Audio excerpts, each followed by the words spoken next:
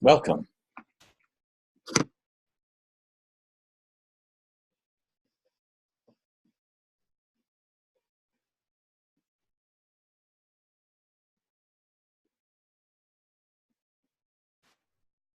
You know, Robert never, ever used to talk about internal energies. He never talked about sexual energies, heart energies, hara energies, Shakti, Ki, Kundalini. He thought all of those disciplines were a waste of time. That you should just be silent and go into yourself deeper and deeper.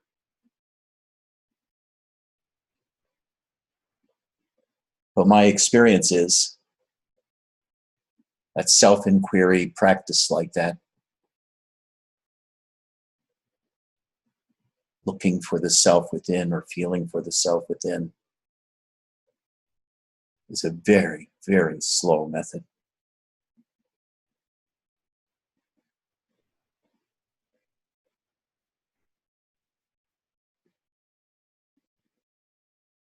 Finding your heart energies or finding your I am sensation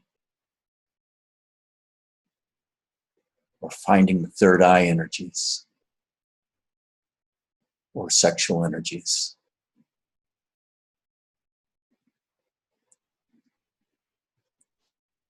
And just resting in those energies that you find builds the energies and builds the energy body, whereby after time you realize yourself not as a physical body, but as a spiritual body. It doesn't matter which chakra is open first, and I use the term chakra in a very loose way of meaning those energy centers in us that apparently locate within the physical body, but really are in the subtle body, the spiritual body.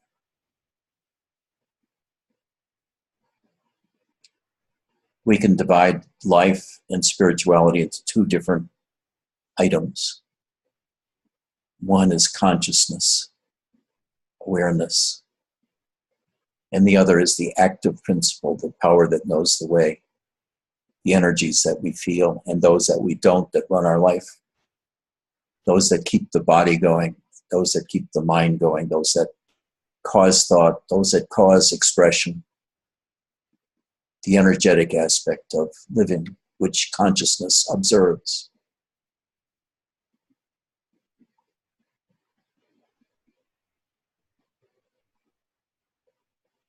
You know, I think when it comes to spirituality, what attracts a person to one teacher over another is not the teaching so much as the feel that one has in SATSANG or in the presence of another. I've had 3 teachers in my life. I mean, I've had dozens, but 3 that really awakened me to something or other. Robert Adams to the noumenal self, the self that cannot be known but knows all others, the substratum, about which nothing can be said, but which is the support of all other aspects of being, including your physical body, your subtle bodies, the energies, causal body, all of those things. And the other 2 teachers who awakened me to my subtle body, my energy body. Neither was an official teacher, in my sense. One was a woman 9 years ago who loved me, and I loved her back. And it was the greatest love I ever knew, more intense, more one-pointed, more Shakti, more energy, more love. Energies flowing throughout me, feeling I was surrounded by God. All kinds of things happened. Until one day, God exploded within me, announced his presence in me as an energy, a power within me, which changed my teachings radically to, instead of just being into oneself, examining spirituality as a relational issue, a duality, a love between two people, or between a person and a guru, or a person and a cat. And the intensity and the one-pointedness is what creates spiritual states of samadhi, or of energizing the various energy centers within one's body, which eventuates in the development of a sense of presence, an electromagnetic body that is inside of your physical body and radiates outwards all around you, maybe 3 inches or 6 inches or 6 feet.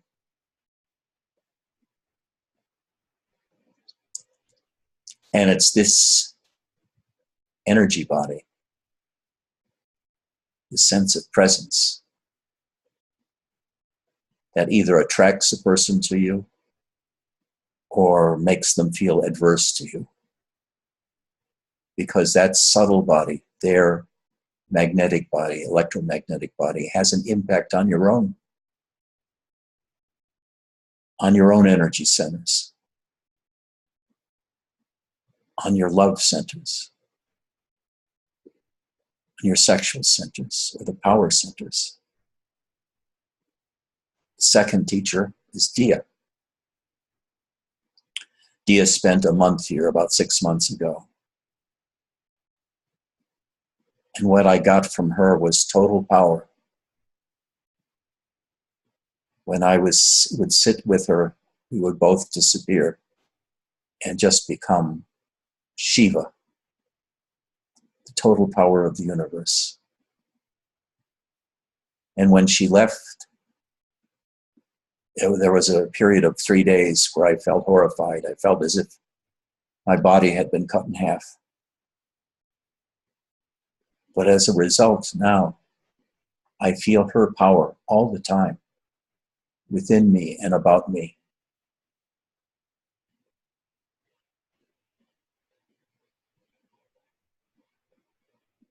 So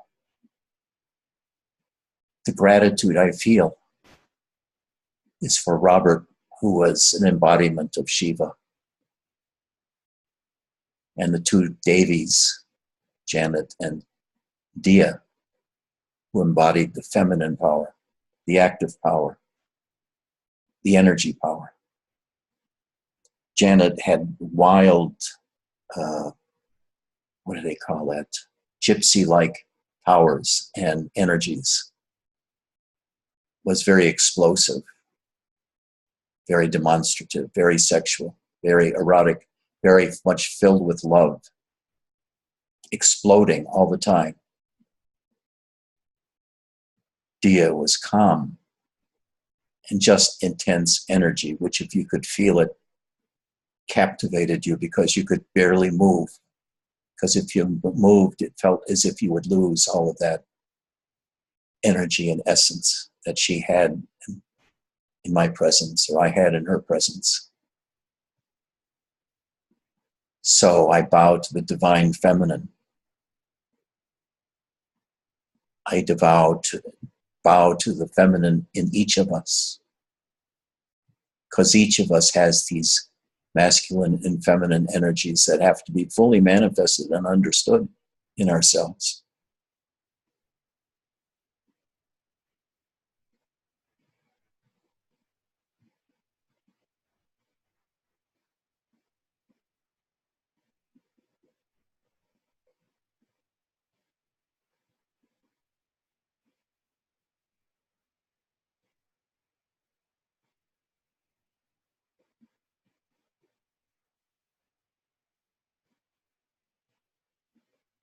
You can feel it in yourself.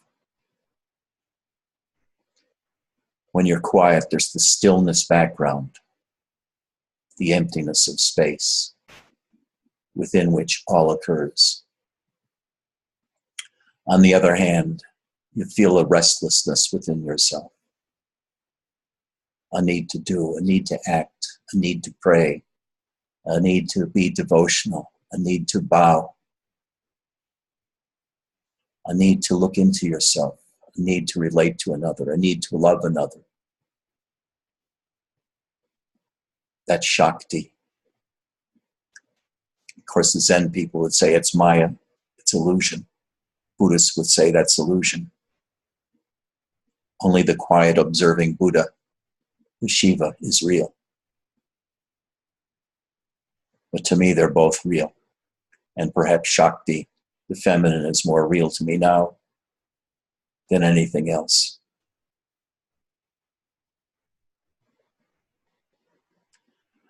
But pure self-awareness, self-inquiry, is a very, very slow method of realizing anything.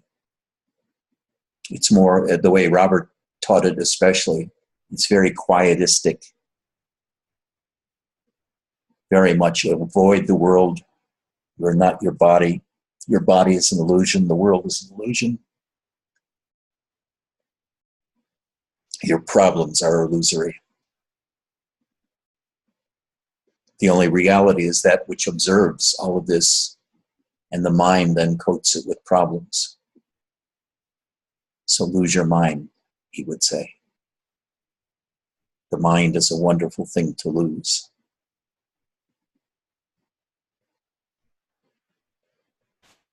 But the Shakti, the feminine, is beguiling.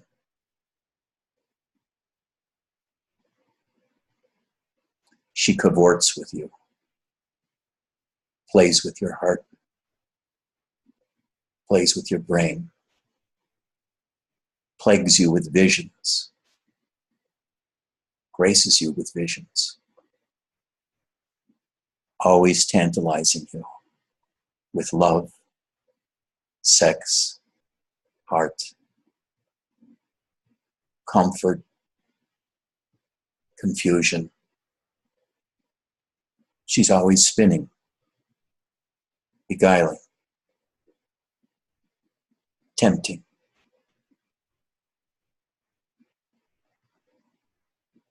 Whenever you seek peace, she's there,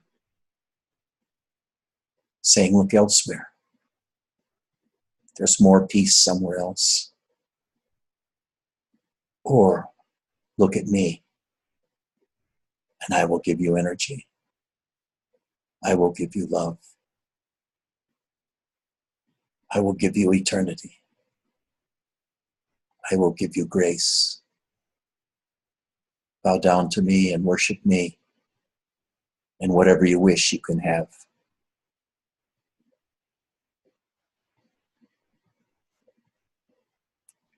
Maizumi Roshi, when he was in a class that I was teaching at UCLA about Zen, somebody asked him, what is Zen? He paused a moment and he says, it's breath.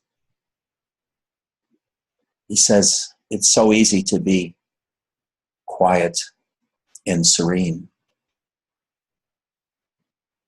But real growth lies in finding the problems in your life and resolving them, either internally by dissolving them, by mindfulness of the feeling of the problem,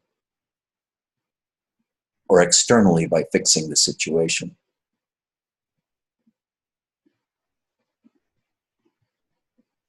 Now, I feel these tremendous energies in me all the time. I don't know how they're affecting you. I don't really know how to give them to you, except to exude right now from my heart all my love and my healing energies towards everyone and everywhere. See if you can feel them in your heart as I send them to you. And what's really happening is you're trying to feel a resonance in your own heart. Because I'm not really sending energies, but it's your heart that opens and resonates with mine. So really it's all on you. I can fully feel the heart energies now. I'm fully open to them, and in a sense it's broadcasting it outward. But you have to look inside and feel inside your chest.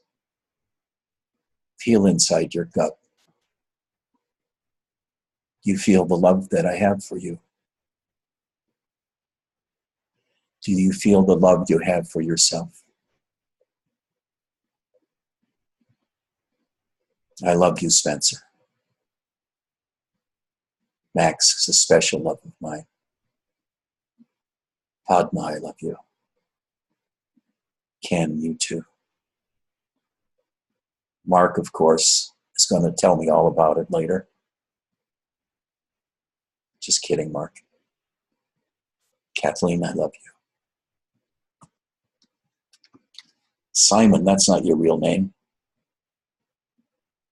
It is. I love you. Angela is an energy bunny. She has a lot of power. David, I love you. And there's a woman, blonde, reclining that I don't see a name, but I love you too. Michael,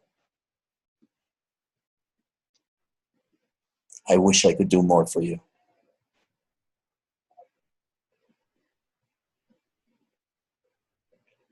I hope you're coping. I hope you can feel my love. Steve, the same for you. And Walker, I think of you often.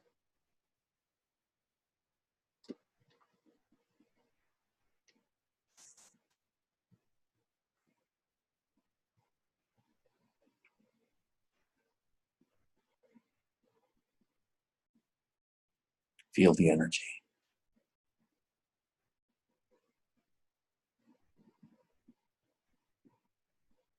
Feel my love.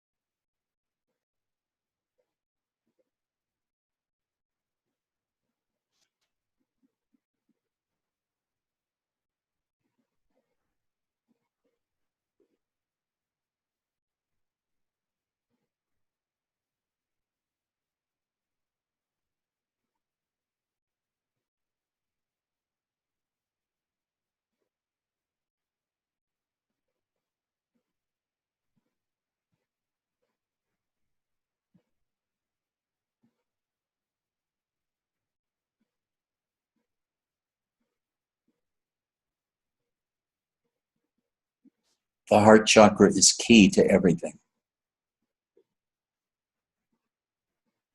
The heart center, I should say. As is the sexual center. These are the two energy centers that people are most familiar with. The third eye is pale in comparison. The gut is not known to most people, but that's where their essential power lies. That's where Dia affected me most strongly, feeling my own power in her presence.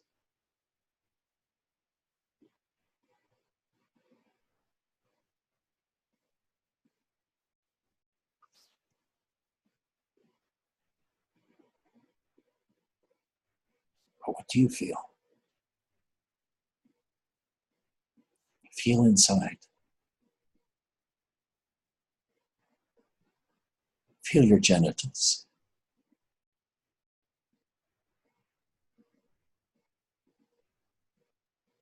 Feel your womb or your prostate.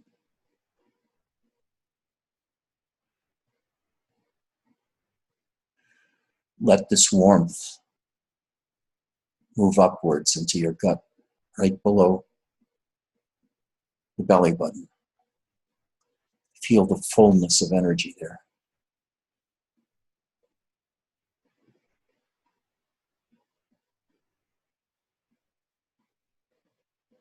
You might say this is your spiritual heart, your gut.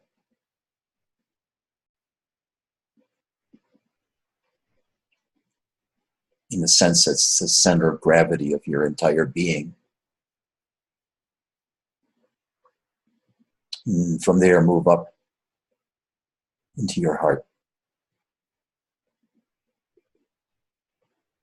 This is the source of all your emotions. The hara is the strength of your being. The heart is your emotions. This is where the emotion of love is felt. An opening of the heart feels like a big release. It feels like you grow 10 feet tall.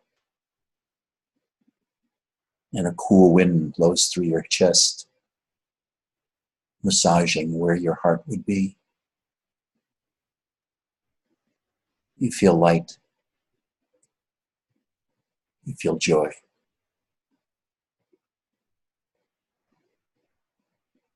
Moving upwards, the warmth into your throat, where words are formed, where feelings are turned into expressions, whether they be emotional feelings or a thought from the brain. You can feel it sometimes, where you struggle to verbalize, and that struggle is felt in the throat. Something you wanted to say, but couldn't find the words. And it's as if your throat is searching for the words. Whether it's something simple like I love you,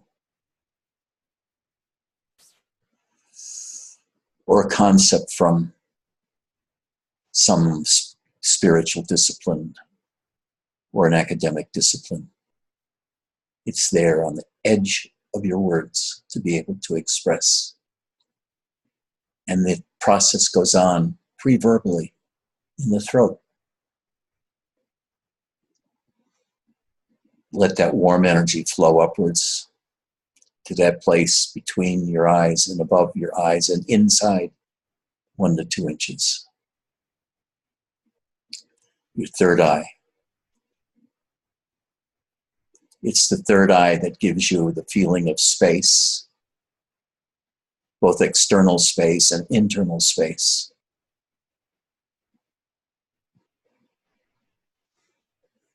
For its sight, vision, that gives us the concept of space. Opening the third eye means that you see the light of consciousness spread everywhere inside, through the mind, through all emotions, through all problems, throughout the entire body, physical body and subtle bodies. The light permeates emotions. It permeates hurt. It permeates the body. It's from there that you begin to see energy swirling inside of your body and the routes that it takes and the colors it has.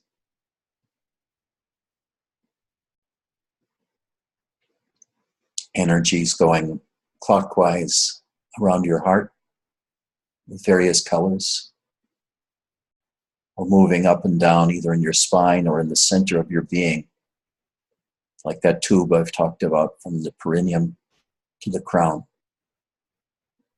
where internal energies are channeled.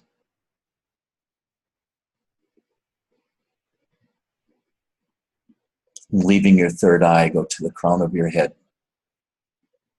crown chakra, right underneath the scalp, right there. Sometimes you can feel something boring from within, trying to get through the scalp, through the skull. That is Kundalini. It permeates and fills the top of your brain. It settles like a cap over your brain. And you become dumb as a rock. No thinking is possible. All thought is stopped. Your brain is gripped. And you feel wonderful.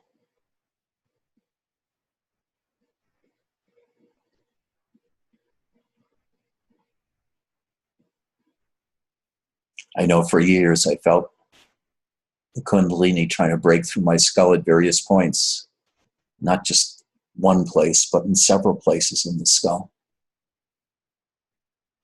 When it finally broke through, it started running down the front of my body, down to my hara, that power plant, just underneath, 2 inches underneath the belly button, and back in there cycling.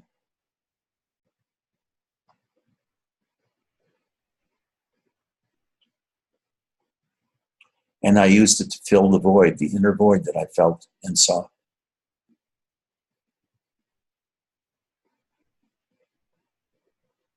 And I remember that when people came close to me, they would go to sleep, or they couldn't move.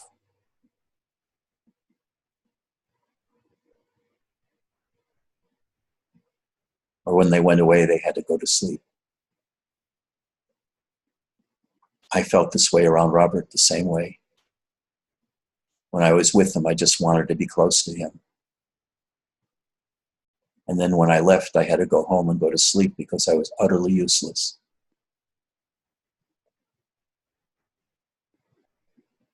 The same thing with Dia. Around her, I became utterly useless. So was Max.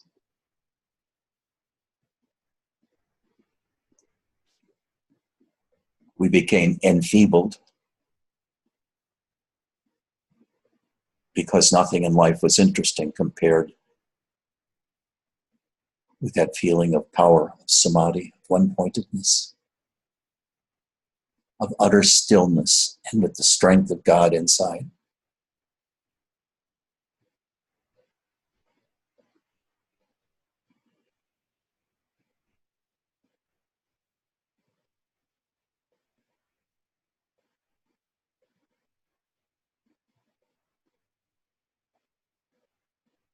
I love you all.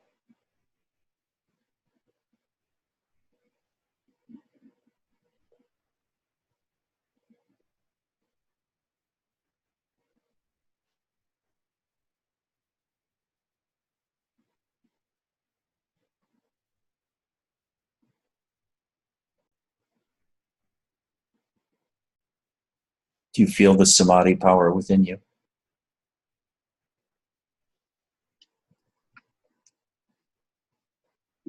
Does it feel your beingness?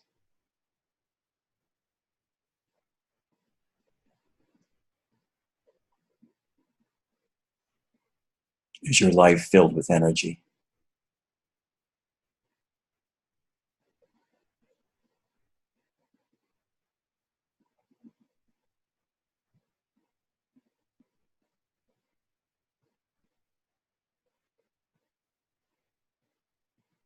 Let's just dwell in the stillness for a while.